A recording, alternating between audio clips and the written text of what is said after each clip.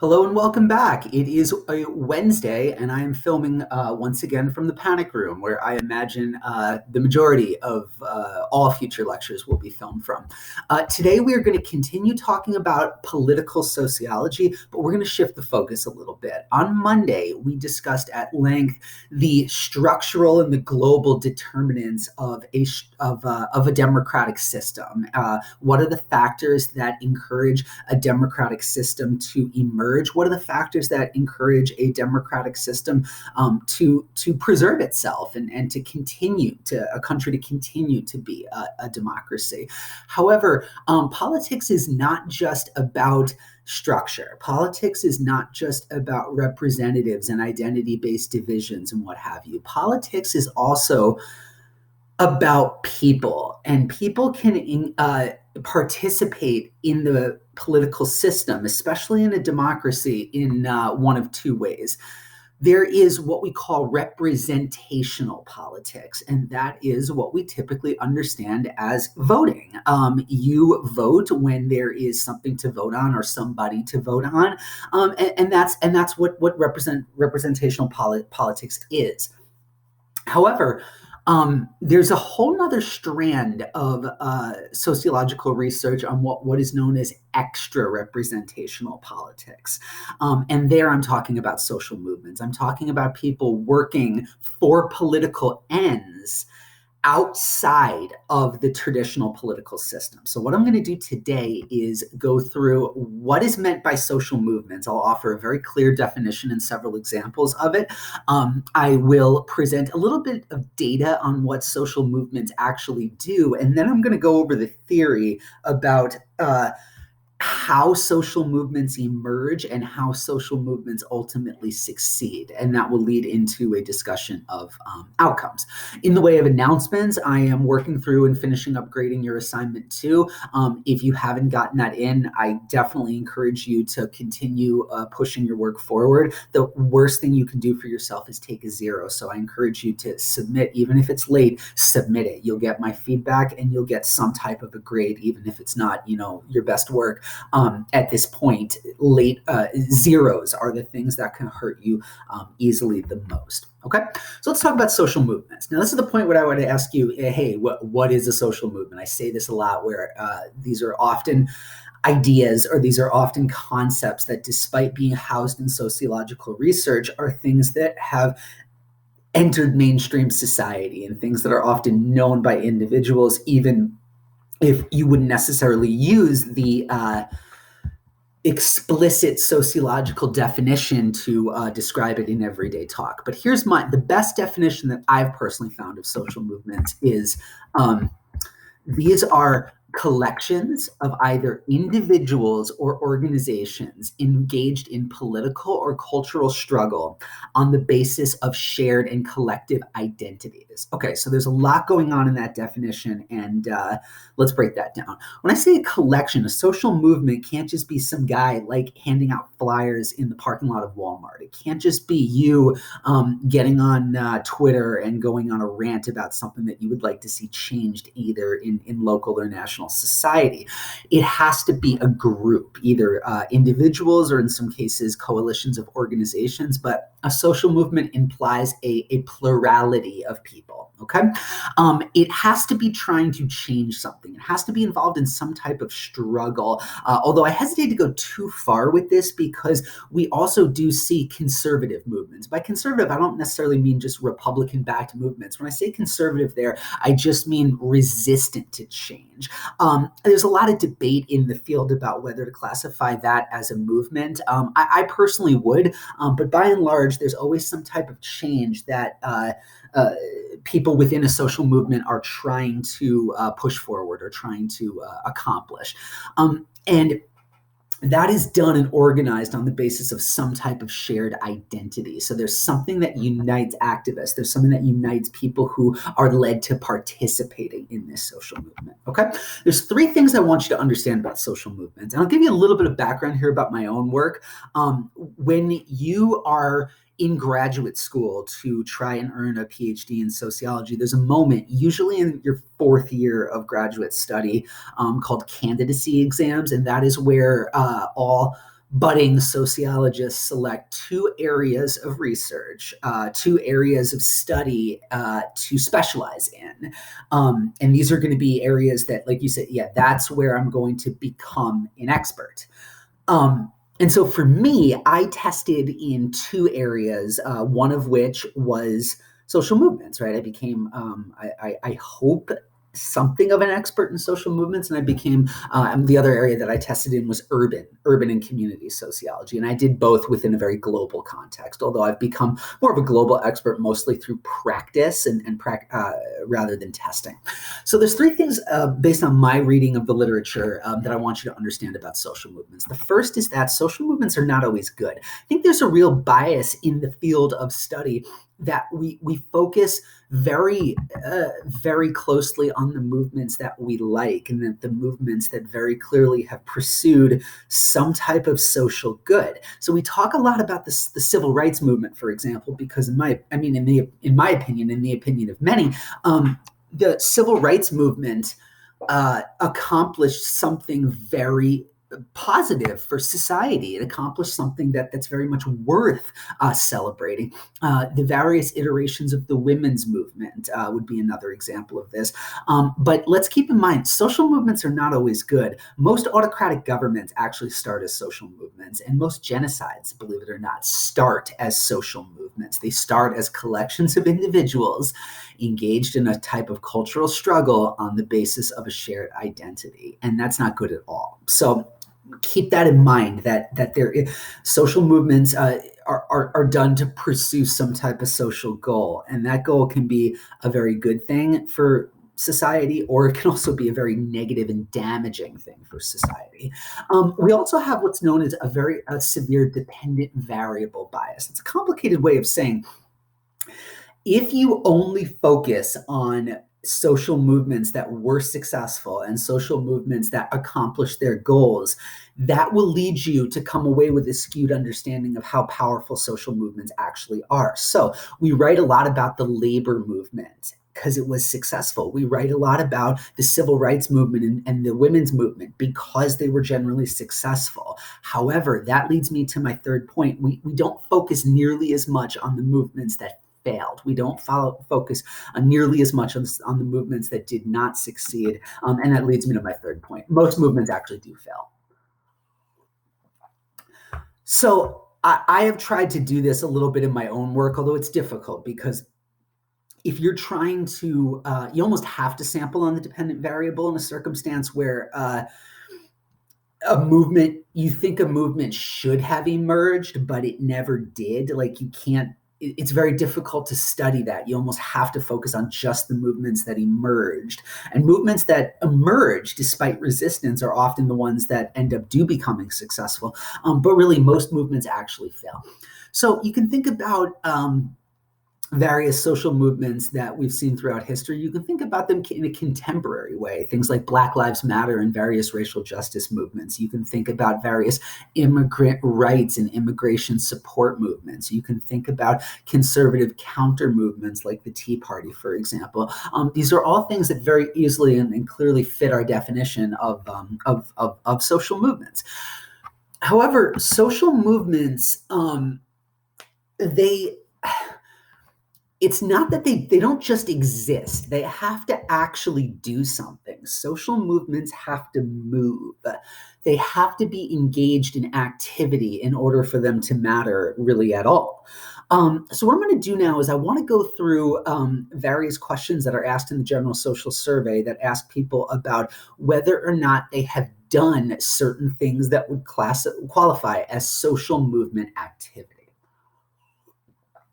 And so as I'm going through this, I'd like you to pay attention and ask yourself whether or not these values surprise you, whether it's more than you thought it was, it's less than you thought it was, or maybe it's right where you expected it to be.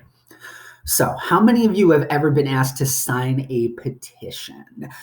It's one of the lowest cost and lowest barrier forms of activism.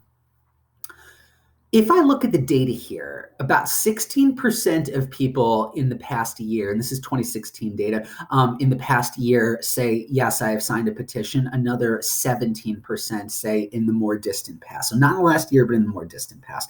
This is one of the easiest things for people to do, and yet we're still looking at about only 30 to 32% of the overall population that are willing to own up to this and to claim that they've done that.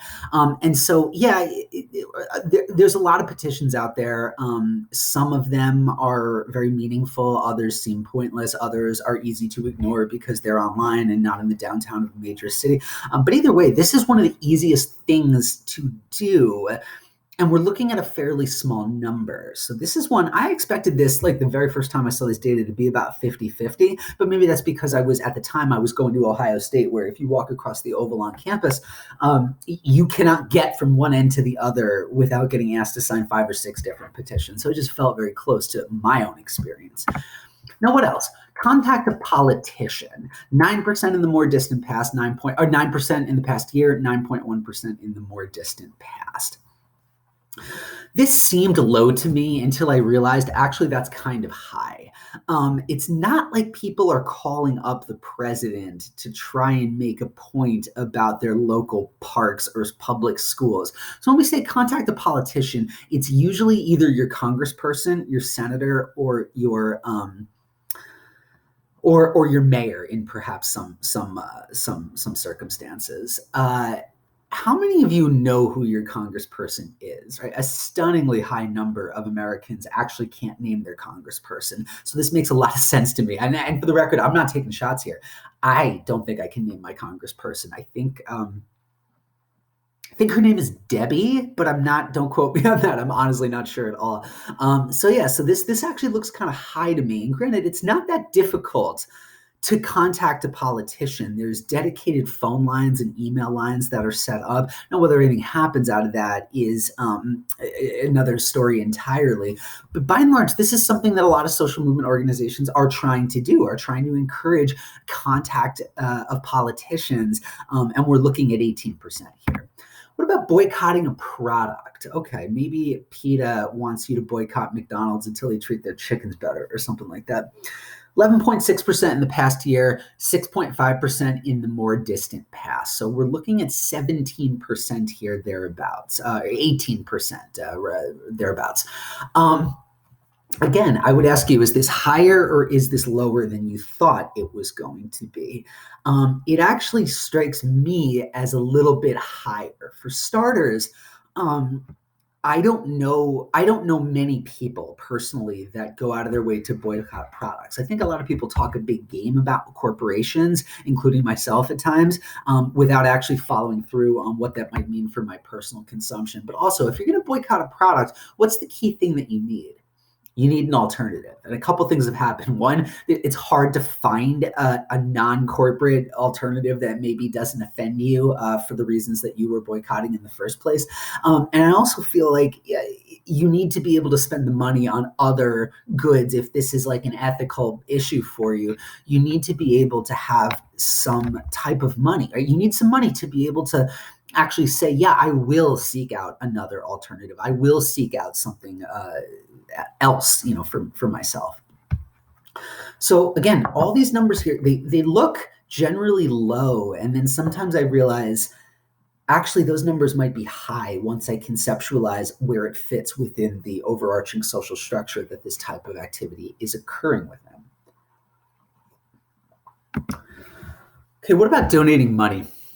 Again, one of the easiest things to do, and about 12% have done it in the past year, about 10% in the more distant past. So about 22%, a little less than 1/4 of the population. Again, what do you need in order to be able to donate money to anything?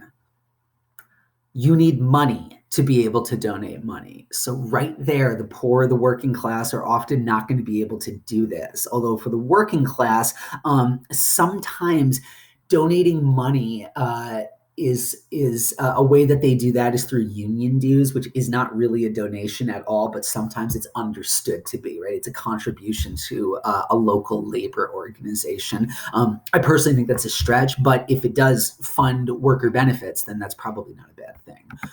Attended a political rally. Only 4% in the past year, 10.6% in the distant past. It's easy to turn on the TV and see a massive crowd at some type of political rally, but really, the numbers here are not blowing me away, especially when I also look at the next thing. This is just a political rally. The next thing is, have you taken part in some type of a protest demonstration? Only about 10% of the population. So I'd ask you, how many of the things that we have gone through on the data side of this, how many of these things have you personally done? I'd be very interested to hear about that. Like, how many of this stuff have you actually done? And if you haven't, think about why you haven't done these things. And this is by no means a shot at anybody. There's absolutely no expectation in a free society that you have to do these things. But if you conceptualize why you haven't done some of these things, if I conceptualize why I haven't done some of these things, then that helps you understand why your opinion, like how that fits into the broader society. And if there's some type of roadblock that's holding you back from various types of social movement activity, you can be sure that it's not just you, it's happening to others as well. And it's something that's happening to others not just your age, right? Others just in your similar type of social situation. Now, however, the one thing I want to engage with here a little bit, though, is if you go through all of these data tables, let me just go back to the start here. What is the modal response? What's the most commonly chosen response for any of these questions? No response, 51.3%. No response, 51.1%. It's consistently about 50% across the board that just say, no, I don't want to answer that question. And that is perhaps the most surprising thing to me. The second you ask people about their political behavior and their social movement behavior, there's a stiffening up that occurs. And these are some of the least answered questions within the general social survey. It's something that is particularly frustrating for me. But nevertheless, I think that tells you a little bit of something about the way social movements are framed in our society. We often look at them in a way that's very unfair. We look at historical movements as very good, but we look at contemporary movements as a bunch of people whining and complaining. And that, to me, strikes me as a very unfair tactic to reduce the importance of social movements in the moment. Almost every social movement that's respected right now was bitterly resisted in its time. And it's worth keeping in mind how the world is going to look in 2100, what that's going to look like, and how those people are going to look back on the contemporary era of how contemporary social movements were actually framed. So now what I want to do is switch gears a little bit, and I want to talk about where movements come from. There's a lot of theories to describe movement emergence and movement success. As we go through these, I encourage you not to think of these as competing explanations. I encourage you to think of these as things that complement each other. So this isn't like a menu. Think of this as like a salad bar. You can have certain things and not others, and various ingredients will produce a different outcome. Okay. So the first thing that scholars have always looked at, and this is more complicated than it will seem at first glance, is grievances, or what's known as strain theory. Strain theory argues that movements are emerging from type of combination, a particularly explosive combination of relative deprivation and grievances among a population. Grievances are easy to understand. There has to be something that you're upset about. And so when I look at protest movements, not just in the United States, but all over the world, when I read about them in newspapers and scholarly work, there always is some type of complaint. There's some reason why people are out in the street demonstrating. Perhaps it's political corruption, perhaps it's police brutality, perhaps it is poverty, right? Perhaps it is gender-based violence, whatever. There has to be some type of grievance. What strain theory argues is that grievances alone are not enough. It's not enough to just be upset. It has to be paired with what's known as relative deprivation. Keep this in mind for the paper that you're writing this weekend, for this week, the end of this week. Relative deprivation is a feeling of deprivation relative to how I feel my life should be going. That's very important, because if I'm poor but I don't expect anything else, if I'm oppressed but I don't expect anything else, then social movements don't emerge in those situations. Social movements tend to emerge when there are strong grievances and people feel that this is unfair compared to where their life should be. All right. And so if I think about, like, say, my own life here, something that tends to happen with relative deprivation is when people get educations but stay poor. We see this in a lot of Eastern European and Middle Eastern countries as well. Like the Middle East has had a lot of political upheaval. People there are very educated generally, especially in the cities, not so much in the rural areas, but that's everywhere throughout the world.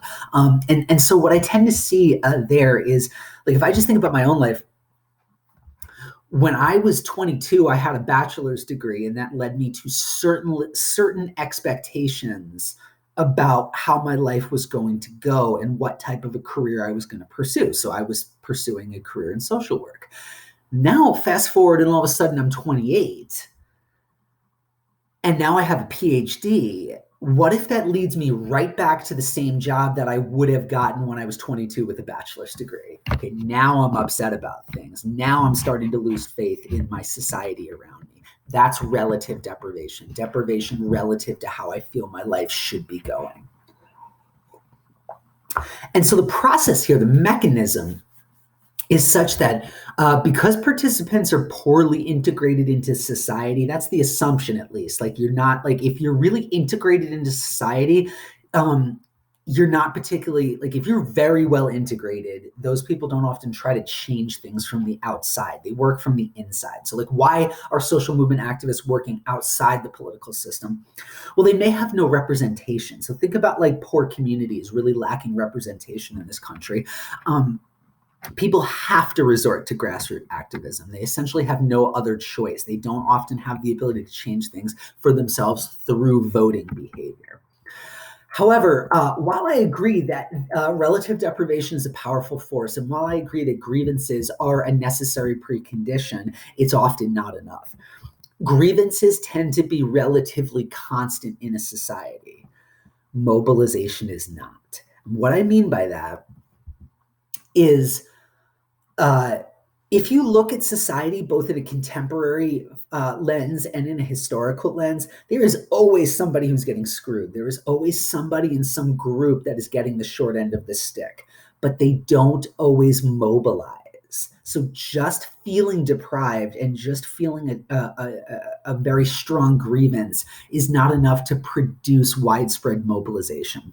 So we probably have to turn to other types of theories to understand what leads somebody to go from I have a grievance to I will mobilize others like me to pursue change to that grievance. Okay, and that leads me to what is known as resource mobilization theory. Resource mobilization theory argues that the movements that emerge, and especially the movements that succeed, are ultimately the ones that can very effectively utilize both human and material resources. So I would ask you to think about, what are resources that help a social movement succeed? Like, what would you need if you were trying to get some type of social movement off the ground? Let's say you, right at this college, you want to launch a student-wide social movement to make the food in Baldwin taste better. Good luck with that, by the way. What would you need? Okay, well, as with any movement, things like money will allow you to spend on certain things. You will need people willing to often volunteer their labor. You will need participants, not just to signify strength in numbers, but also to divide the labor in a way that is nobody's getting overwhelmed. You'll need people with free time. You will especially need media access. This was actually one of the points. The very first article that I ever published was about public housing reform in Chicago. And then I started writing about Europe and the world system after that. But one of the points that I made in that is I was talking about a movement to save a public housing project in Chicago.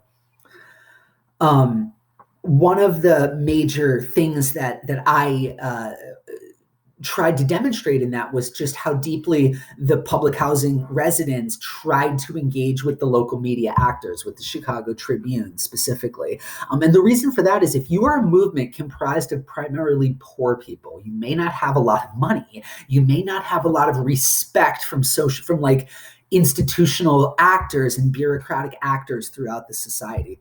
Think about what the media might do in that type of a situation. Almost anything else that a social movement might do requires money. Media attention is free. You just have to get the attention in the first place. Probably the best example of resource mobilization theory is probably the environmental movement, which has always been something that is attractive to the middle class and the upper middle class. Among the poor and the working class, though, the environmental movement has often been framed as kind of bougie, right? Kind of an upper class concern. If I'm poor, if I'm just trying to pay my bills, I got to worry about the end of the week. I have to worry about the end of the month. I got to worry about what my kids are going to eat. I don't have time to think about what the temperature is going to look like in 2100 or what the ocean levels are going to look like 100 years from now or the polar ice levels. Now, over time, and especially in this most recent decade, I would say from, say, 2015 onward, I do think the environmental movement has gone somewhat mainstream in a way that's affected the poor and led the poor to mobilize on its behalf. But they're playing catch up on that in poor communities. And so perhaps the Green New Deal will be something that really draws poor workers into a revised and cross-class environmental movement. But as of right now, it's still generally an upper middle class concern. Okay. Another thing that I would point out to keep in mind with resource mobilization theory is obviously it's good to have money. It's good to have people who care. It's good to have time and media attention. But keep in mind that just because you have these resources does not mean that you can translate it into effective tactics. So who's in charge of a movement very much matters, and who's in charge of a movement matters, and the decisions they make with those resources or resource distribution is very important here as well. Otherwise, if it was just about having money, my beloved New York Mets would be a lot better, except they're garbage every single year because while they play in New York City and bring in a tremendous amount of revenue, they never seem to be able to spend money on the right players. They never seem to be able to put together a functional organization. But I digress. Another thing to keep in mind is the working class, like the poor, are not powerless, just a bit less powerful. All right. So keep in mind that elites do not have a monopoly on social power, and there are many circumstances in which the poor, the working class, are able to seize political power in a way that accomplishes their own goals, even at the resistance of elites. But the point of resource mobilization theory, I do think, is fairly clear. Now, as for what happens once those resources get put inside the political system, that leads me to what's known as political opportunity theory. This is an idea that posits that movements are affected by and they respond to the structure of existing political institutions. So let's take two very extreme counterfactuals. Take a country like North Korea. Do you really think that that's a place where it's easy, where the political system is very receptive to to social movements? My hunch would be no. My hunch would be that that's a terrifying environment to launch any type of political social movement. China, not quite as authoritarian, not quite as totalitarian as North Korea, but still a place where it's very difficult for activists to do anything of substance. So that's an example of a very closed political system. Now, as it relates to the opposite end of the spectrum, think about the country that is ranked as having the greatest amount of social mobility and the greatest amount of the highest, the cleanest democracy in the world. That would be Denmark, where people always seem upset and unhappy, even though there's just no data to support why they would be upset or unhappy. Maybe it's the vodka. I don't know. So some are more open to challengers, right? Denmark, the Danish system is very open politically, and the North Korean system is very closed politically. So social movements are going to look very different in those two types of environments. Okay, the picture here, the Madres de la Plaza de Mayo, that refers to a situation in Argentina throughout the 70s. If you know anything about Argentina and the very troubled political history that is in that country, Argentina was run by a absolutely brutal military dictatorship from 1976 to 1983. It might have been a little bit, might have gone beyond that, actually. I'm not quite sure. And so in Argentina, 30,000 people were disappeared, were executed by the regime, by the military junta that led the country. During that time frame, disappeared out of their beds, interrogated, tortured, and then thrown out of helicopters into the Atlantic Ocean. Very, very scary place to try to be a political dissident, right? Well, what the Mothers of the Plaza did, which was very brave, but also very smart, was every day for years, they went to the major plaza in Buenos Aires, Argentina, and marched and held up pictures of their children who had been disappeared and executed by the regime. And what they realized, I mean, this was brave, obviously, because the regime was killing people, but it was also tactically brilliant because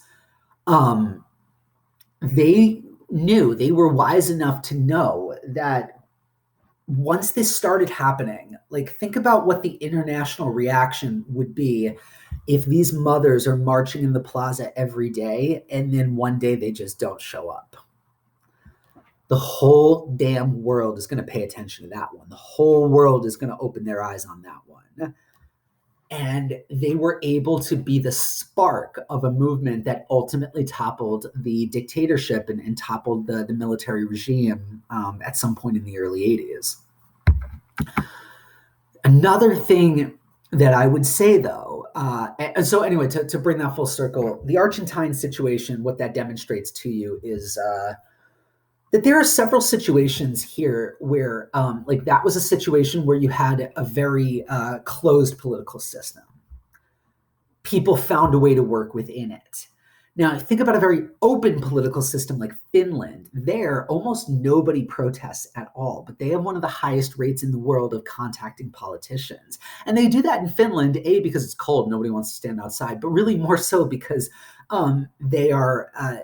they feel that something as simple as contacting a local politician gets things done. They don't feel like they need to protest. And that's a powerful way to pursue social movements as well within a very open system like Finland. Okay, so keep in mind that there is always a counterfactual. There is always, and what I mean by that, a counterfactual is like, for every situation I can look at and say, because of this political system, we got this particular outcome, you can always find a situation where the same political conditions generally existed somewhere else and you didn't get a social movement, or you didn't get a social movement that's anywhere close to what you observed in the other place.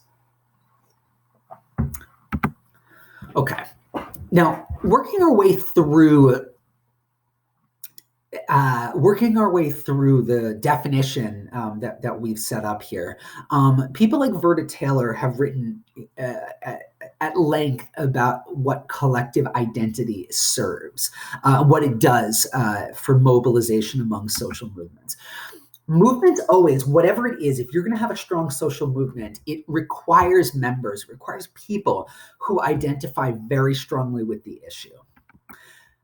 Movements, furthermore, can create an identity. One of the a very simple reason why the women's movement has been so long lasting and has been so successful for the last century is at any given point in time, there's about 51% of the population that is at least predisposed to look favorably upon the movement. It has a big base from which to draw upon. Are you a woman? Okay, great. You are potentially a participant in the women's movement.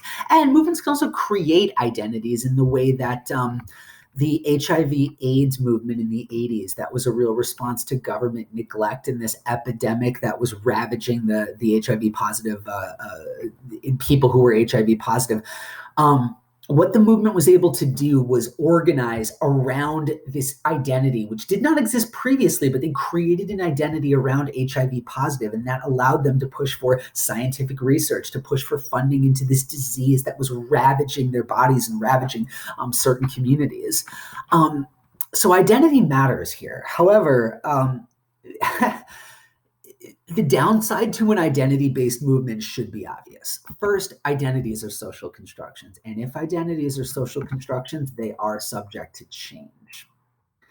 And if you build a movement around a socially constructed identity and that identity changes, it often erodes the very basis of the movement in the first place. Okay? It seems to me that from 2000, say 10 or 11 onward, like the decade we just had, the primary source of movements was identity. And I personally don't think that's a good thing. I understand where it's coming from, but there's a lot of very negative identity-based movements in the world and in the United States that I don't think are socially productive things to encourage. Okay. And I hope you understand what I mean by that, right? Like, I just think that the rise of certain identity movements, it ends up being pretty exclusionary. Okay. It ends up being exclusionary. And that is kind of gets to this bigger debate about the role of social class or the role of race ethnicity, for example, whereas one identity is far more malleable than the other. It does seem to me, though, that movements are coming from identity-based circles more than from any other type of circle. So anyway, let me move on to this idea of symbolic framing. Okay, so we're wrapping up. We're almost done here. Movements actually try to accomplish things. Remember the whole thing about political or social struggle. Symbolic framing is a schema, right? A frame is a type of, it's an interpretation mechanism that enables or allows individuals to identify and label occurrences within their life space. Wait, what? Well, no, it's something that allows you to do three things within a social movement. Framing a social issue is the same as framing a research question for a project that you have to do in class. You got to do three things if you're interested in creating social change. You have to diagnose the problem. You have to offer a prognosis, a prognosis for what should happen going forward, and you need to motivate people to actually take steps to alleviate this problem. Perhaps the best example of a successfully framed movement was the 99% movement, which maybe people your age aren't aware of, but it emerged as a byproduct of economic inequality and the Great Recession in around 2011. And so the whole "we are the 99%," this was a response to the fact that almost all economic gains had been flowing to the 1%, right? The 1% wealthiest Americans in society. And that was not, people felt that that was unfair. So what did symbolic framing do along these three? What were these three tasks that the movement had to do? It diagnosed the problem. Economic inequality is what's going on here. It created a prognosis for that's a problem because it's creating an entire class of people that are unable to pay their bills. Well, you care about your bills. Unable to support their children. Well, you care about your children, right? And most importantly, you can do something about it. You can organize and elect representatives who are going to raise taxes on the wealthiest among us, who are going to redistribute wealth in a way that's more equitable and that allows people to be full participants of society. However, the obvious problem here is that the 99% movement failed, and so over time, it can be hard to keep framing the problem. Like, it can be just difficult to keep this up if it's just based on a symbolic frame. Okay, frame resonance is very unstable. Over time, people can lose interest. Over time, people can stop caring. Over time, people just get occupied with other things. It's not like we all have time in our day to go about a broad, massive social movement. In fact, the majority of us have a lot of other things that occupy our time. We have jobs, we have kids to take care of, we need to watch sports, right? We have other things that we care about doing, okay? So bringing this full circle, where do social movements ultimately come from?